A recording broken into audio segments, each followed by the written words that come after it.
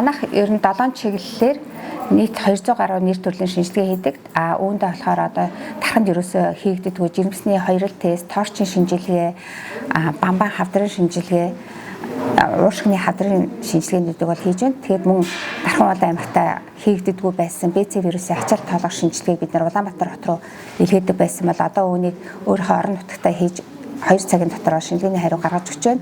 Мөн Дархан Улаан аймагт хийдгүү дельта вирус илрүүлэх шинжилгээг бид нар орон нутагтаа хийж чанарын гадаад үнэлгээнд орж 100% үнэлгээ авсан. Тийм учраас дельта вирус илрүүлэх шинжилгээгээ бол Дархандаа бол хийж байна.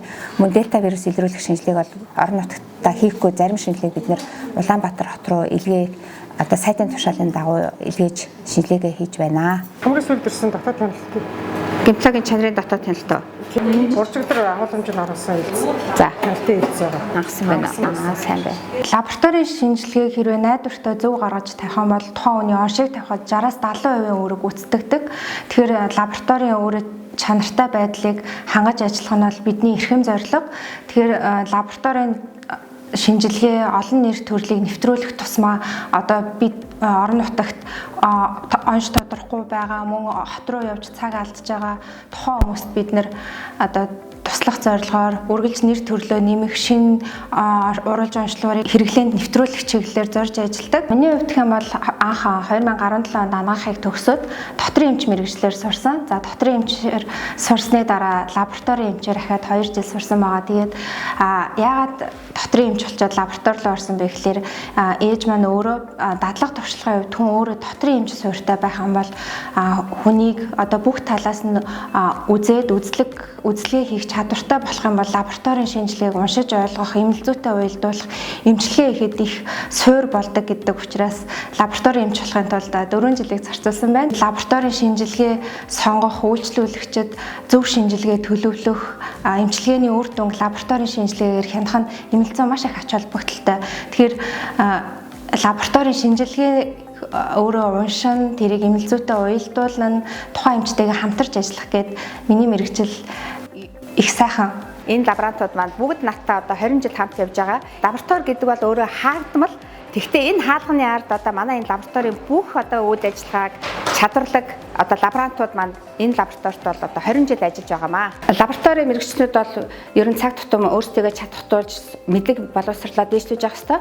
Энэ удаагийн сургалтанд одоо гастроэнтерологийн бактериологийн сургалтанд марлаа маань явна. Марлаа маань сургалтандаа сайн сураад их юм сурж мэдэж хурж ирээд биднэрт бас сургалт хийгээрээ. Ямаа сайн сураараа амжилт хүсье. Зөв онш, зөв эмчилгээ хийхин тулд бид нэр шинжилгээг чанартай зөв хийх ёстой. Тийм ч учраас бид нар бол одоо чанарын дотоод хяналтаа тогтмол хийдэг. Монгол улсын хэмжээнд 2008 оноос чанарын одоо гадаад үнэлгээ улс орон даяар тараагддаг сорцын хяналтын материалыг авч бид нэр хяналтанд оролцож тэрүүгээрээ одоо бас ер нь өөрсдөө ямар төвшөнд байна вэ гэдгийг мэдэж авдаг. Тэгээд бид нар бол одоо алдаагаа засаж залруулах, аппарат тоног төхөөрөмжийнхөө засвар үйлчлэгийг сайжруулах энэ бүх ажиллагааг хийж явдаг. Тэгэхээр энэ бүх одоо лабораторийн энэ шинжилгээний ард маань одоо чадварлаг манай лаборант нар чадварлаг эмч нар бол ажилдаг. За өдөр болгон яг хяналтынхаа хязгаартаа уншиж байгаа юм байна. Кертиний хяналт бол маш сайн явагдаж байгаа юм байна.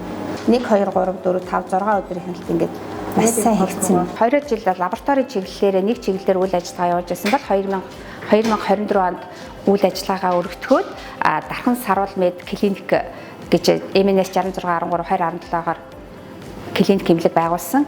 Манай лаборатори нь одоо виц заслын чиглэл, дотор, халдварт, бактериолог, эрдэнэтийн оршилгаа гэсэн чиглэлүүд тэлж үйл ажиллагаа явуулж байгаа. Эрүүл мэндийн чиглэл өөрөө урьдчилан сэргийлэх тал руугаа одоо хөгжиж байна. Тэгэхээр өвчнийг даамжруулах, ужигруулах, архагшуулахаасаа өмнө тухайн өвчтөй болохоосоо өөрийгөө сэргийлж гэнэ гэдэг нь тухайн хүний эдийн засаг, цаг хугацаа, сэтгэл зүйн хувьд маш их дэмтэй. Тэгэхээр манай эмнэлэг илүүтэй урьдчилан сэргийлэх үзлэг рүү дагнж ажилладаг. Байгууллагын ажилчид 3 байна уу, 300 байна уу бидэд тухайн байгууллах зориулан байгууллагын багш шинжилгээг санал болгож ажилладаг. Тэгэхээр ажилчдаа байгууллагын шинжилгээнд оруулж байгаа удирдлага өөрөө бас ажилчдаа маш их хайрлж хамгаалж байгааг илэрхийлдэг. Бид нэр цаашдаа дэлхийн нийтэд тулгамдаад байгаа папиллома вирусыг илрүүлдэг аппарат болон бэлгийн замын PCR шинжилгээг Дархан хоттой хийхээр бэлтгэл ажиллаа хийгээд явж байна.